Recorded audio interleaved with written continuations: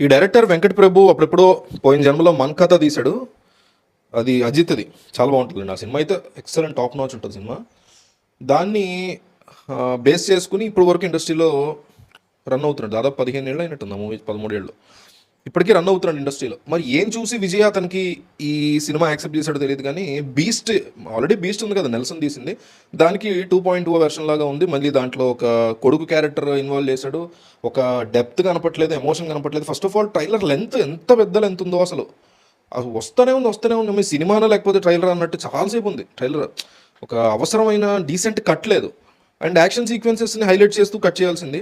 Action sequences పెట్టాడు, మళ్ళీ emotion పెట్టాడు, మళ్ళీ ఫాదర్ సెంటిమెంట్, కొడుకు సెంటిమెంట్ పెట్టాడు, మళ్ళీ యాక్షన్ పెట్టాడు, మధ్య లవ్ స్టోరీ పెట్టాడు. ఇట్లా కన్ఫ్యూజింగ్ ఒక మిక్స్ బ్యాగ్ లాగా మనం ముఖాన్ని వేసినట్టు అనిపించింది తప్ప వావ్ ఫ్యాక్టర్ లేదు ట్రైలర్లో బేసిక్గా. అండ్ మ్యూజిక్ అనేది అస్సలు బాగాలేదు.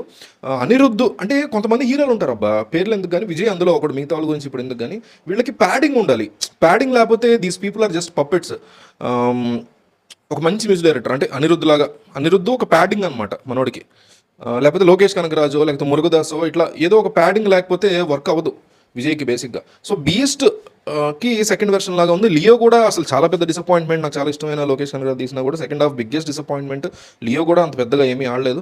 దాని తర్వాత వస్తున్నటువంటి ఈ సినిమా చాలా ఇంపార్టెంట్, ఎందుకంటే రాజకీయాల్లోకి వెళ్ళిపోతున్నాడు. మాక్సిమం ఇదే లాస్ట్ సినిమా అవచ్చు, లేదా తర్వాత ఇంకొకటి ఉండొచ్చు. 90% ఇదే లాస్ట్ సినిమా అంటున్నారు విజయ్కి. సో విజయ్ రాజకీయాల్లోకి వెళ్ళిపోతే రాజకీయాల్లో సినిమాలు తీనని చెప్పేశాడు. సో కాబట్టి ఇదే లాస్ట్ సినిమా అవచ్చు 90%. సో అలాంటప్పుడు ఎంత జాగ్రత్తగా ఒక మంచి స్క్రిప్ట్ తీసుకుంటే బాగుండేది. అదంతా కూడా ఒక కన్ఫ్యూజ్డ్ మోడ్లో అనిపించింది.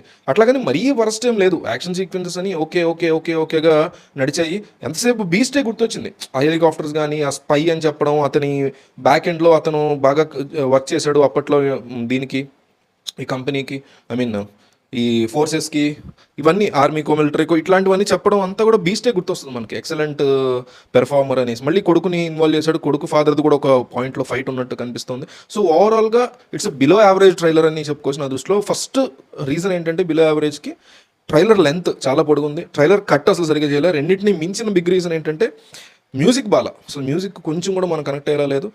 మొత్తం మీద ఒక మిక్స్డ్ బ్యాగ్ని మన ముఖాన్ని కొట్టడం చెప్పుకోవచ్చు. మేబీ తెలుగులో కూడా డిస్ట్రిబ్యూషన్కి చాలా తక్కువ ప్రైస్కే కొంటారు మూవీ. ట్రైలర్ అంత బ్యాడ్గా ఉన్నప్పుడు పెద్ద ఇంట్రెస్ట్ చూపించారు. అట్లాగని టెక్నికల్ వాల్యూస్ బాగాలేదనేం లేదు. అంటే కలర్ గ్రేడింగ్ నచ్చలేదు కానీ నాకు టెక్నికల్గా బాగుంది. టెక్నికల్గా స్ట్రెంత్ ఉంది సినిమాలో, ఐ మీన్ ట్రైలర్లో. ఇంకొకటి ఏంటంటే ఈ డీఏజింగ్ బాగా చూపించాడు.